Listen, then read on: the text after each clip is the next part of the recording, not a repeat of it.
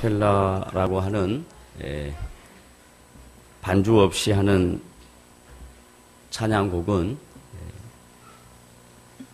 하나님의 창조 솜씨를 가장 잘 두드러지게 나타날 수 있는 그런 찬양곡입니다. 중세 시대에는 많은 교회에서 이렇게 아카펠라로 찬양을 했습니다. 왜냐하면 가장 좋은 악기는 하나님이 주신 음성이기 때문에 그렇습니다. 늘 이렇게 악기에 익숙해 있다 보니까 아카펠라로 드려지는 찬양이 우리에게 깊은 감동이 혹 없을지 몰라도 분명한 것은 하나님이 모든 성도에게 주신 이 귀한 은혜와 사랑을 찬양으로 영광 돌리는 것은 복된 일입니다. 그래서 오늘 쿰 찬양대 찬양으로 하나님 앞에 헌신한 모든 지체들에게 격려의 박수 한번 하도록 하겠습니다. 사도 바울은 로마 교회 성도들에게 로마서를 기록하면서 복음의 핵심, 복음의 내용이 무엇인지를 하나씩 하나씩 마치 양파를 벗기듯이 복음의 내용과 실체와 의미를 아주 구체적으로 설명해 주고 있습니다. 그래서 오늘은 5절부터 7절 말씀 가운데 사도 바울이 예수 그리스도를 만나고 난 이후 그의 인생을 그리고 그의 가치관을 그의 삶을 변화시킨 가장 핵심적인 신앙의 요소가 하나님의 은혜였습니다. 하나님의 은혜라고 신앙생활하면서 많은 분들이 자신의 입으로 하나님의 은혜를 시인합니다. 그러나 그 하나님의 은혜의 깊은 뜻은 우리 믿는 모든 성도들이 이 세상을 살아갈 때 신자로 살아가야 할, 그리고 자신에게 주어진 삶에 다양한 문제들이 설령 있다 할지라도 하나님의 백성으로 살아갈 수 있는 유일한 힘의 근원입니다. 그게 하나님의 은혜입니다. 다 같이 한번 따라합시다. 내 삶을 지탱하는 것은 무엇이라고요? 하나님의 은혜입니다. 자, 왜 그러는지 이제 지금부터 구체적으로 설명하겠습니다. 은혜라는 단어는 우리말로 표현된 단어이고, 은혜라는 단어 안에 의미는 하나님과 사람 사이에 하나님께서 일하시고 하나님께서 베푸시는 사랑의 특징이 은혜라는 단어입니다. 이 은혜라는 단어는 사람이 이 세상을 살면서 자신이 얼마나 허물이 많고 연약하고 부족하고, 그리고 자기의 의로는, 인간의 힘으로는 아무것도 할 수 없다는 것을, 가치와 목적과 선한 것들을 이룰 수 없다는 것을 확인할 때 이 은혜라는 말이, 이 은혜라는 단어가, 은혜라는 의미가 여러분의 심령 속에 다가옵니다. 또한 그럼에도 불구하고 하나님의 사랑과 우리를 기다리시는 그분의 길이 참으심이 구체적인 통로로, 수단으로 드러나는 것이 하나님의 은혜입니다. 왜냐하면 바울이라는 사람은 태어날 때부터 가문이 좋은 집안에서 태어났습니다. 또한 성장하는 과정도 다른 사람에 비해서 우월한 환경 가운데 성장했습니다. 혈통으로는 유대인이지만 그의 신분으로는 로마인이었습니다. 이건 아무나 가질 수 있는 특권이 아니었습니다. 유대인들 중에 로마인이라는 신분을 갖고 있는 사람은 약 1% 가능할 것입니다. 소위 우리가 살아가면서 다양한 갈등과 계층 간의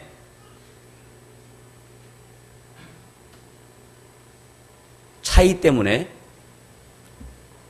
1%라는 단어가 부정적으로 이해되기 쉬운데 지금 바울이 성장하는 과정 중에 1%는 부정적인 시각이 아니라 매우 독특한, 매우 특별한 그런 상황 속에서 우월한 입장에서 성장을 했습니다.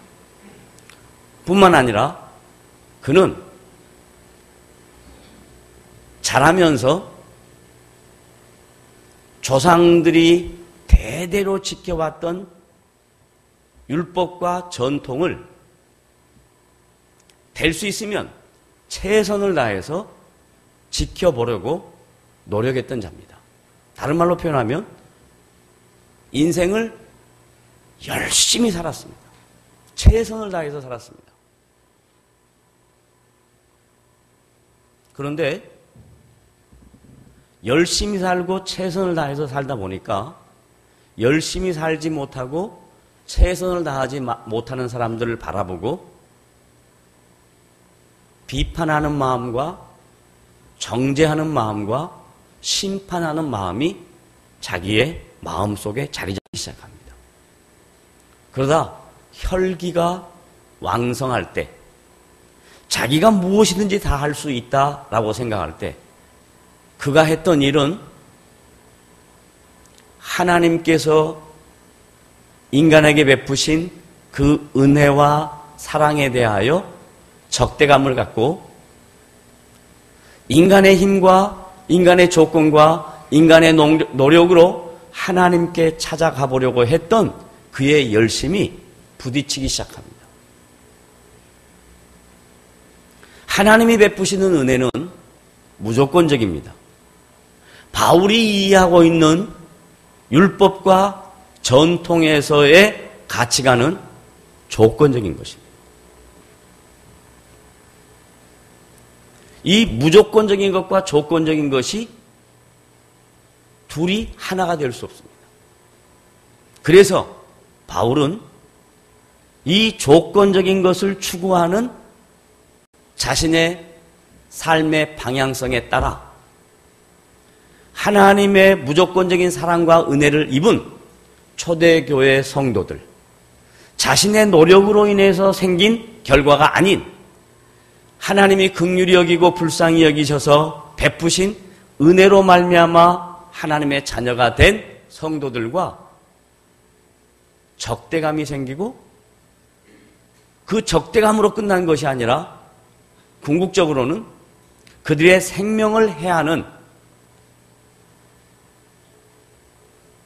그리고 그들의 신변의 안전에 문제를 일으키는 아주 포악자가 되었습니다. 이 포악자가 된 근거는 다른 거 아닙니다. 조건과 자기라는 의, 이 두 가지가 결국 젊은 바울의 인생에 포악한 행동 양식으로 나타납니다.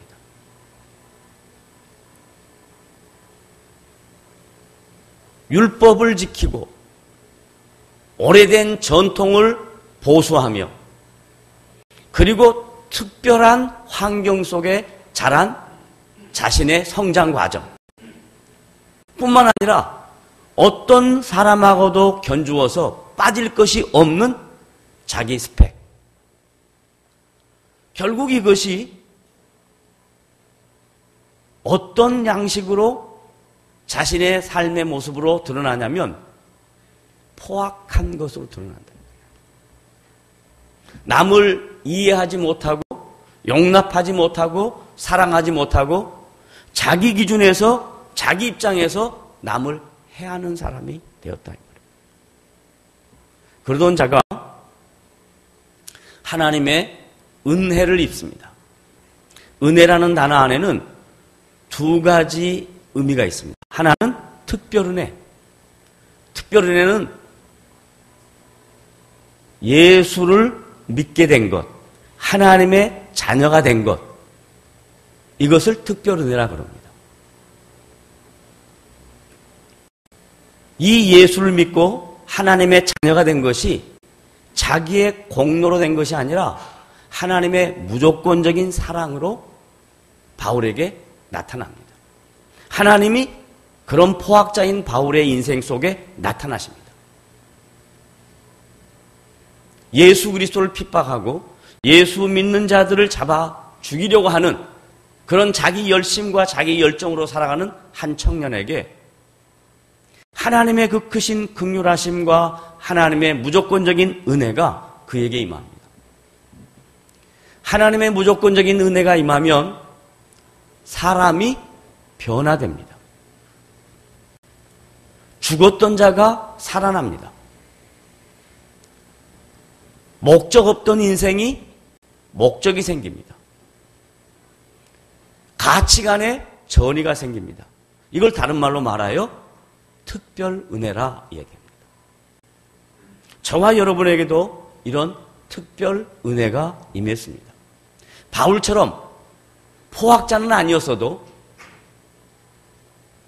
우리도 여전히 예수를 만나기 전에 살아계신 하나님의 은혜와 사랑을 잊기 전에 우리들 모두도 죄인된 모습으로 살았습니다. 그런 죄인들에게 하나님이 무조건적인 은혜와 사랑으로 찾아오셨습니다. 그래서 우리에게 하나님의 자녀가 되는 권세를 주셨습니다. 하나님의 백성이 되는 그 크신 은혜를 입히셨습니다. 그래서 바울이나 우리나 똑같이 하나님 앞에 은혜를 입은 자입니다. 그 과정은 다 달라도 결국은 목적은 하나님이 무조건적으로 우리에게 찾아오셔서 저와 여러분에게 하나님의 자녀가 되는 은혜를 입히셨으니 저와 여러분은 모두 다 하나님의 은혜를 입은 자입니다. 다 같이 따라합시다. 나는 뭘 입었다고요? 하나님의 은혜를 입은 자입니다. 이 특별 은혜를 입었습니다. 그 다음에 은혜라는 단어 안에는 하나님의 자녀됨, 하나님의 백성됨, 그래서 하나님과 관계가 회복됨, 이것으로 끝나지 않고 일반 은혜라는 게 있습니다. 일반 은혜는 예수님이 이렇게 말씀하셨습니다. 예수님이 해를, 태양을 의로운 자나 불의한 자나, 비를 의로운 자나 불의한 자나 모두에게 주셨다라고 얘기합니다. 그래서 일반 은혜는 저나 여러분이 다 동일하게, 그리고 이 자리에 참석하지 못하고 세상 속에 살아가는 사람들도 다 같이 일반 은혜는 입었습니다. 그 말을 다른 말로 바꾸면 창조하신 창조주 하나님이 모든 피조물에게 일반 은혜는 다 허락하십니다. 그런데 문제는 뭐냐면 일반 은혜를 입고 사는 우리들 중에 그 우리들이란 예수를 믿지 않고 세상 속에서 살아가고 있는 하나님을 알지 못하는 사람에게 허락된 일반 은혜를 저들은 어떻게 생각하냐면 자기 능력으로, 자기 힘으로, 자기 노력으로, 자기로 말미암아 얻어진 삶의 결과라고 생각하는 겁니다. 왜? 하나님과 영적인 관계가 없어서 하나님의 특별한 은혜를 입지 못해서 하나님에 대한 감각이 없는 겁니다. 그러나 우리는 하나님의 은혜로 하나님의 자녀가 되어서 하나님의 특별 은혜를 입고 하나님의 백성이 된 것을 우리 모두가 압니다. 그 말을 다른 말로 바꾸면 감각이 생겼습니다. 감각이 생겼는데도 불구하고 오늘 내가 살아가는 이 모습이 세상 사람들이 이해하는 가치관처럼 내 힘으로, 내 능력으로, 내 열심으로, 내 노력으로 여기까지 살아왔다고 생각하면 하나님의 특별 은혜가 가치가 없어지는 겁니다. 하나님의 특별 은혜는 분명히 입었는데 그 은혜에 대한 감격과 그 은혜의 의미를 모르고 사는 그리스도인. 그래서 세상 사람들과 별반 다를 것이 없는 그리스도인. 근데 바울은 그렇지 않았습니다. 바울은 특별 은혜를 입고 그렇게 포악한 인생이었는데도 불구하고 무조건적인 사랑으로 하나님이 찾아오셔서 자기를 하나님의 백성으로 삼고 하나님의 자녀가 되고 난 다음 약 3년이라는 시간 동안 철저하게 인격적으로 하나님의 하나님 되심에 대하여 그리고 하나님께서 자기에게 갖고 계신 하나님의 계획에 대하여 갈등하고 고민하고 그리고 준비하고 생각하는 시간들을 가졌습니다. 그래서 신자들에게 신앙생활하면서 꼭 거쳐야 될 과정은 뭐냐면 예수 믿고 하나님의 자녀가 되고 난 다음 하나님께서 나를 왜 세상 속으로부터 불러내서 하나님의 자녀가 되게 하시고 하나님의 특별 은혜 가운데 나를 포함시켰는지에 대한 궁극적인 질문. 하나님이 나를 왜 예수 믿게 했는가? 하나님이 왜 나를 당신의 자녀 삼으셨는가에 대한 신자의 갈등과 고민이 있어야 그 다음부터 자기 인생에게 주어진 각자에게 허락된 재능과 은사를 통하여 하나님의 나라와 그의 영광을 위하여 쓰임받는 사람이 되는 겁니다. 그런데 많은 사람들이 신앙생활하면서 이 특별 은혜를 어떻게 이해하냐면 바울과 같은 사도, 여기 말씀을 전하는 목사, 이런 사람에게만 특별한 은혜가 있고 그냥 신앙생활하는 성도에게는 특별한 은혜가 없는 것 같은, 그저 막연하게 하나님의 자녀가 된 것 같은, 막연하게 하나님이 나를 당신의 백성으로 삼은 것 같은 이런 잘못된 신앙 가치관이 생길 수 있다 이 말이에요. 하나님이 여러분을 당신의 자녀 삼으실 때 여러분 각자 개개인에게 하나님이 갖고 계신 계획이 있다는 것을 여러분이 빨리 아실 때 여러분의 신앙의 가치관이 달라지고 여러분의 인생의 목표가 달라지고 여러분의 남은 생애가 의미 있는 생애가 된다 이 말이에요. 따라하십시다. 하나님이 나를 부르실 때 어떻게 하셨다고요? 특별한 계획과 목적을 갖고 부르셨다 이 말이에요. 다시 한번 따라합시다. 하나님은 나에게 특별한 무엇과 무엇이? 계획과 목적이 있으시다. 바울에게만 있는 게 아니에요. 목사에게만 있는 게 아니라 이 말입니다. 왜냐하면 오늘 말씀 보니까 로마서 1장으로 다 같이 한번 가보십시오. 뭐라고 얘기하는지, 저의 얘기인지 아니면 성경의 말씀인지. 1장 5절부터 6절 다 같이 읽습니다. 시작. 그로 말미암아, 그는 누구냐? 그 위에 있는 예수 그리스도입니다. 복음의 본질입니다. 그로 말미암아, 그 다음 시작. 우리가 은혜와 사도의 직분을 받아 그의 이름을 위하여, 예수의 이름을 위하여 모든 이방인 중에서 믿어 순종하게 하나니, 그 이유 6절 시작. 너희도 그들 중에서 예수 그리스도의 것으로, 예수 그리스도의 소유로 부르심을 받은 자니라. 여러분이, 제가, 바울이 예수 그리스도의 소유가 되었다 이 말을 다른 말로 바꾸면 예수 그리스도를 통해서 하나님은 우리 모두에게 하나님이 갖고 계신 귀하고 존귀하고 복되고 가치 있는 계획과 목적이 있다는 겁니다. 이게 특별한 사람에게만 있는 게 아니라 이 말입니다. 저와 여러분이 예수 믿게 된 것 자체가 특별한 거고, 그리고 그 특별한 은혜를 허락하신 그 하나님은 저와 여러분 모두에게 특별한 계획과 목적을 갖고 계시다. 그러면 그 특별한 목적과 계획이 뭔가? 그건 사람마다 다 다릅니다. 바울은 뭐라 그랬냐면 직분을 받았다 그럽니다. 사도직을 받았습니다. 그러면 여러분들은 바울처럼 사도직을 받은 게 아닙니다. 어떤 사람은 직장에 가서 열심히 그 직장 구성원 중에 한 사람으로 직분을 받은 겁니다. 어떤 사람은 작은 회사든 큰 회사든 한 회사를 이끌어가는 직분을 받은 것입니다. 어떤 사람은 아직 사회에서 활동하지 못할 그런 연령층이니까 준비하고 학교에서 공부하고 하는 직분을 받았습니다. 학생들이 학교 가서 공부하는 것이 하나님이 나에게 하나님의 자녀 된 특별한 은혜를 입은 하나님의 백성에게 요구하는 것이 공부다라고 생각하고 공부하는 거하고, 좋은 대학 가야 된다, 그래서 스펙을 많이 쌓아야 된다, 그래서 훌륭한 사람이 돼야 된다라는 거하고는 완전히 다릅니다.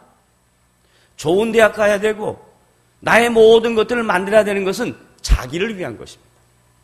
그러나 내가 하나님의 자녀가 되어서 하나님의 백성이 되어서 내가 학교에 가서 공부하는 것은 하나님이 나에게 갖고 계신 계획과 목적이 무엇인가를 알아가기 위해서 준비하는 과정입니다. 그걸 깨달으면 공부하지 말라고 해도 공부합니다. 그걸 못 깨달으면 아무리 공부하라고 해도 공부 안 합니다. 직장생활 하신 분들이 매일 아침마다 출근할 때 얼마나 그 출근하는 길이 힘듭니까? 그리고 매일매일 살아가는 우리의 인생이 반복적인 일이기 때문에 얼마나 힘듭니까? 그러나 그 반복적인 일 속에 하나님의 계획이 있고 하나님의 목적이 있다라고 생각하면 조금 달라집니다. 출근하는 길이, 매일매일 일상의 일이 하나님이 나를 통해서 이루실 일이 있다라고 생각하는 것과 분명한 방향성과 목적이 있다고 생각하는 것과 아무 생각 없이 눈 뜨고 오늘도 가서 그냥 대충 때우자 하는 것은 완전히 다릅니다. 하나님은 직분을 사도라는 직만 주신 게 아니에요. 왜? 성경에 보니까 여러 가지 은사들이 있는데 그 여러 가지 은사들을 설명하면 성도들이 이렇게 반응을 합니다.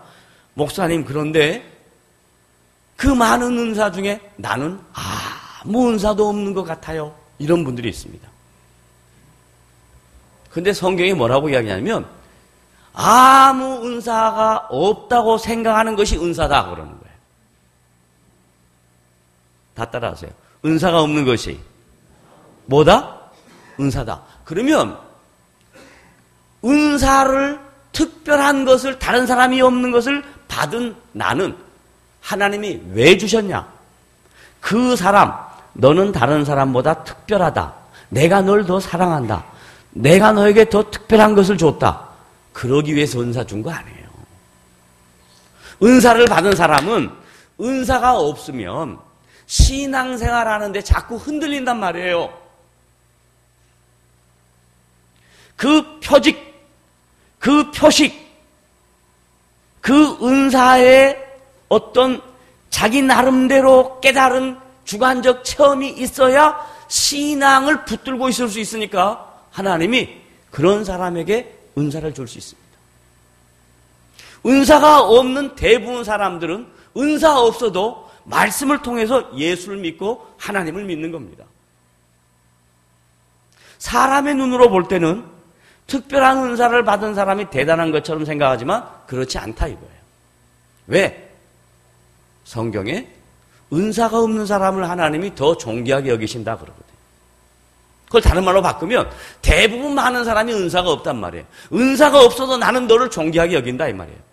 따라하세요. 은사가 없어도 하나님은 나를 무시한다. 은사가 없어도 하나님은 여러분을 존귀하게 여기십니다. 그게 고린도전서 12장의 은사장에서 핵심입니다.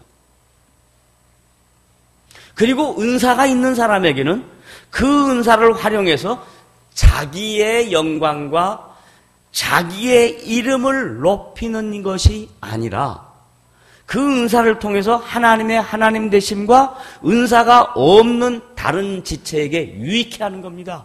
교회를 유익해 하는 겁니다. 그런데 만약에 은사를 갖고 있는 사람이 다른 사람을 상처 주거나 교회에 유익이 안 되는 행동을 하면 그건 은사가 아니라 자기 자랑이라 이 말이에요.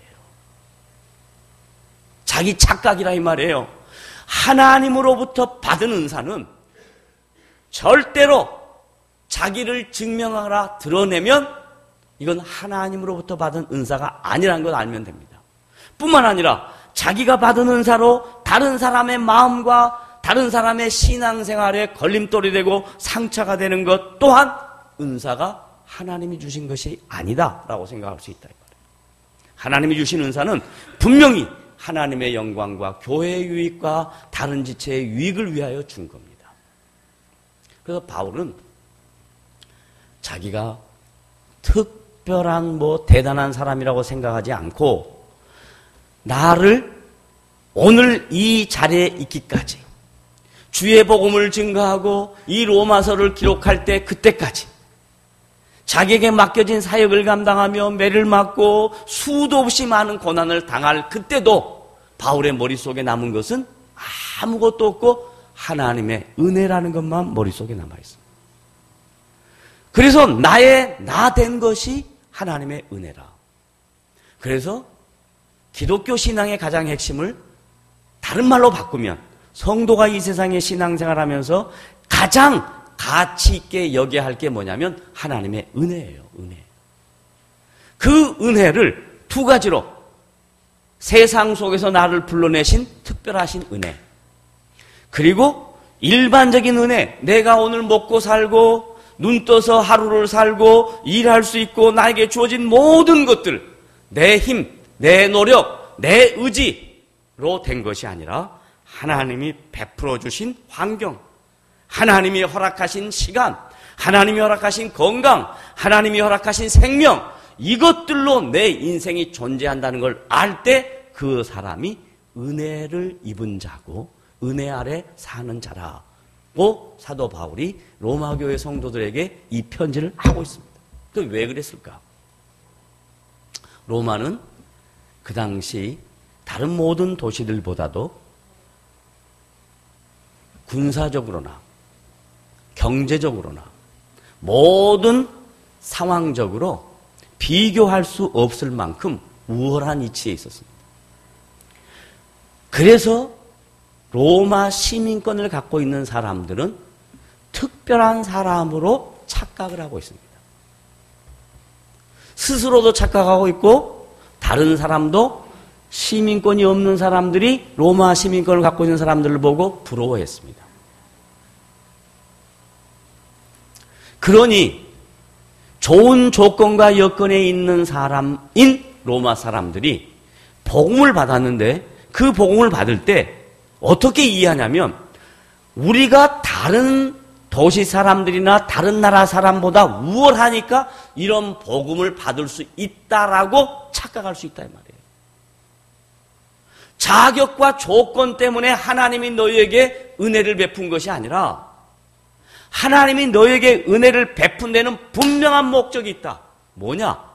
너희들 말고 모든 이방 사람들이 로마라는 이 엄청난 힘을 이용해서 복음이 땅끝까지 증거되어질 때 그 땅끝까지 증거되진 복음을 통하여 예수 믿고 순종케 되어 하나님의 자녀 안으로 편입될 수 있는 가능성이 있어서 하나님이 로마를 사용했다 이 말이에요. 그걸 은혜라 그런다. 그러니 제발 로마 교회 성도들아 너희들이 다른 도시, 다른 나라 사람보다 우월하다고 생각하지 마라. 우월해서 너희들을 사용한 게 아니다. 너희들이 갖고 있는 그 힘을 이용해서 하나님의 나라가 땅 끝까지 증거되어지는 일에 도구로 사용했다. 그러니 그걸 은혜라 그런다. 그 은혜를 잊지 마라.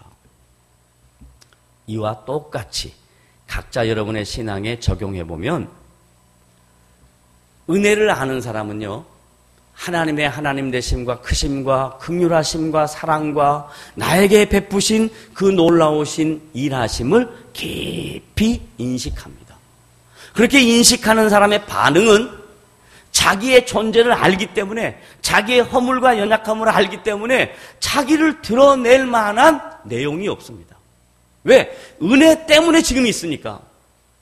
내 힘이나 내 능력으로 내가 여기 있는 게 아니라 하나님의 은혜로 내가 여기 있으니까 자기를 드러낼 만한 근거가 없습니다. 자기를 증명할 가치가 없습니다. 바울은 자기를 증명하고 드러낼 만한 것이 너무나 많았을 때는 포악한 자였어요. 남에게 고통을 주는 자였어요. 남의 마음을 아프게 하는 자였어요. 그런데 그 모든 조건과 다른 사람보다 우월하고 다른 사람보다 독특한 그 무엇이 별것 아니라는 것을 알고 그런 나에게 찾아오셔서 은혜를 베푸신 하나님의 사랑을 깨닫고 나니까 그 다음부터 변화됩니다. 생명을 얻고 나니까 목적이 달라집니다. 삶의 가치가 달라집니다. 삶의 방향성이 달라집니다. 그리고 삶의 목적이 달라집니다. 자기를 위하여 살지 아니하고 자기가 삶의 모멘텀이 아니고 동기부여가 아니고 다른 주변에 있는 모든 것들이 자신의 삶의 모멘텀이 되었습니다. 동기부여가 되었습니다.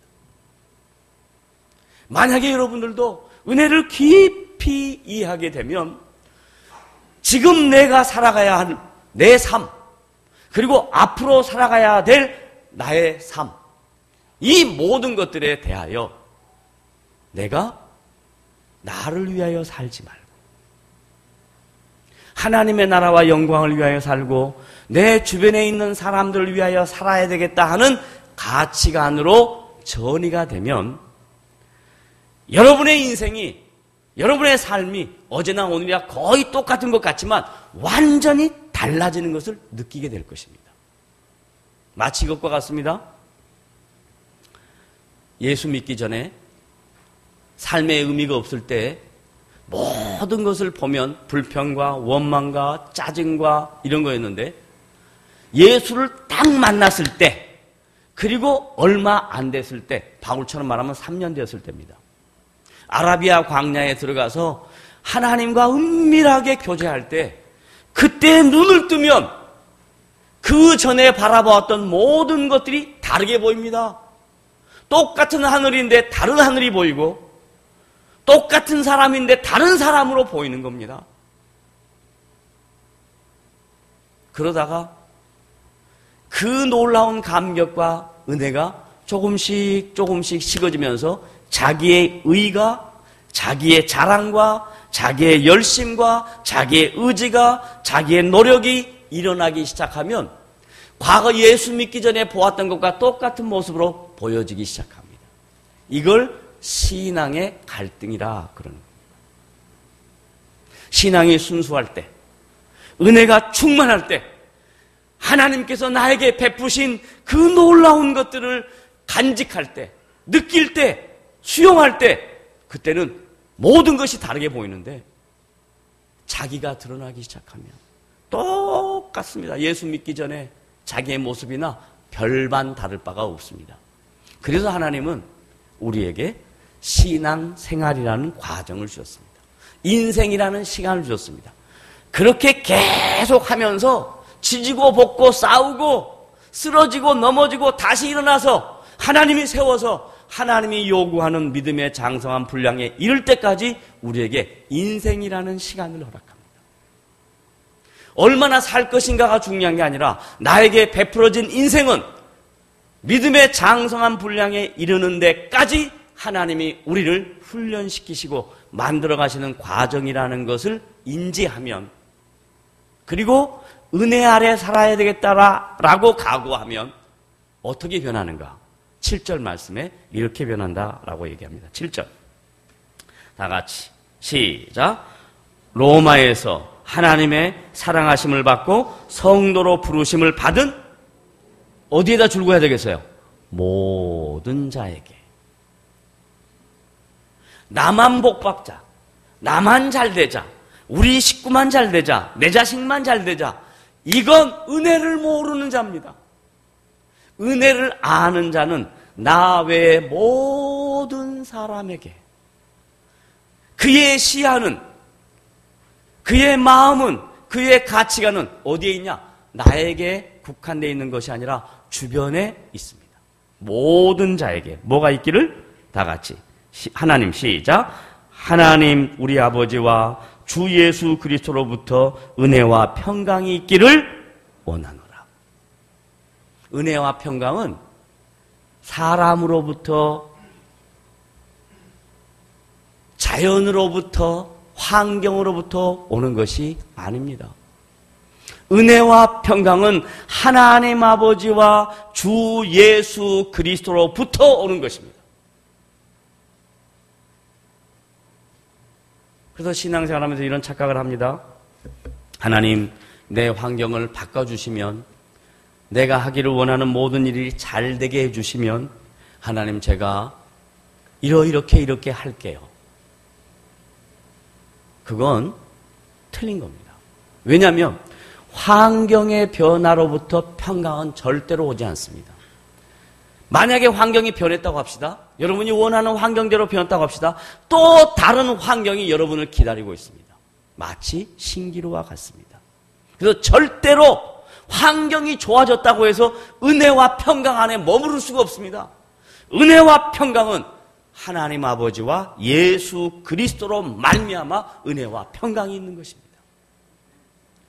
환경에 지배당하지 마시고, 상황에 지배당하지 마시고, 하나님 아버지와 예수 그리스도에게 지배당하는 저와 여러분이 되면 그 지배당함으로 말미암아 여러분의 심령 속에 은혜와 평강이 넘치실 줄로 믿으시기를 바랍니다. 그렇습니다. 사도 바울은 로마교회 성도들에게 이것을 가르치고 싶었던 겁니다. 너희들 우쭐대지 마라. 은혜가 뭐냐? 아버지와 그리스도로 말미암아 오는 평강이 뭔 줄 아느냐? 그 평강이 있기를 나는 원한다. 누구에게? 모든 믿는 자에게. 신앙은 자기 중심이 아닙니다. 신앙은 하나님 중심이고 다른 사람 중심입니다. 그럴 때 나에게 은혜와 평강이 임할 수 있다는 겁니다. 신앙이 자기 중심이면 절대로 평강이 없습니다. 절대로 은혜를 모릅니다. 어떻게 하냐? 약간 미쳐서 삽니다. 자기 중심이면. 어떻게? 좋은 일이 생기면 갑자기 매닉 상태가 되는 겁니다. 영적 매닉 상태가 있습니다. 그래서 막 난리예요. 난리 막. 교회 와서 난리예요. 그러다가 자기의 상황이 나빠지면 영적, 스피리추얼, 디프레션 상태가 딱 떨어집니다. 그러면 어디까지 가냐면 하나님이 나를 사랑하지 않나 봐. 나는 구원 못 받았나 봐. 왜 나는 맨날 마음에 상처만 입어. 이렇게 갑니다. 왜 그렇게 됐냐? 매닉과 디프레션은 상황이라는 것 때문에 그렇습니다. 그러나 신자의 신자됨, 그리고 하나님의 자녀로서 우리가 하나님의 백성으로서 이 세상에 살아갈 때 흔들리지 않는 근간은 은혜와 평강이 환경이나 상황으로 오지 아니하고 살아계신 하나님과 그 아들 예수 그리스도로부터 임한다는 것을 믿고, 이제부터 내 인생이 나를 위한 인생이 아니라 하나님의 영광을 위한 인생과 다른 사람을 향한 오픈 마인드로 살아야 되겠다라고 각오하고 한 걸음 한 걸음 나가면 하나님의 은혜와 평강이 물밀듯이 여러분 각자 심령 속에 충만하게 임할 것입니다. 그런 성도가 되기를 원합니다. 그런 교회가 되기를 원합니다. 하나님의 은혜와 평강이 여러분 모두에게, 남산교회에게 충만하게 넘치시기를 주님의 이름으로 부탁을 드립니다. 아멘. 기도하겠습니다. 하나님 아버지, 사도 바울이 자기가 삶의 중심일 때 그에게는 은혜가 없었고 평안이 없었습니다. 그러나 죽으시고 부활하신 그리스도를 만났을 때, 하나님 중심이 되었을 때 그의 인생에 은혜와 평강이 넘쳤습니다. 그럼에도 그의 걸어가는 인생의 걸음걸이는 다양한 장애물과 고통과 아픔과 죽음의 거의 지경에 이를 때까지 어려운 일들의 반복이었습니다. 그럼에도 불구하고 그는 좌절하지 않았습니다. 좌절하지 않은 근거는 살아계신 하나님과 예수 그리스도로부터 은혜와 평강이 임한다는 사실을 믿었기 때문입니다. 주님, 우리 모두에게도 그런 믿음의 고백이 있도록 도우셔서 이 세상 담대하게 살아내는 복된 성도들 되도록 도와주시옵소서. 예수님의 이름으로 기도드리옵나이다. 아멘.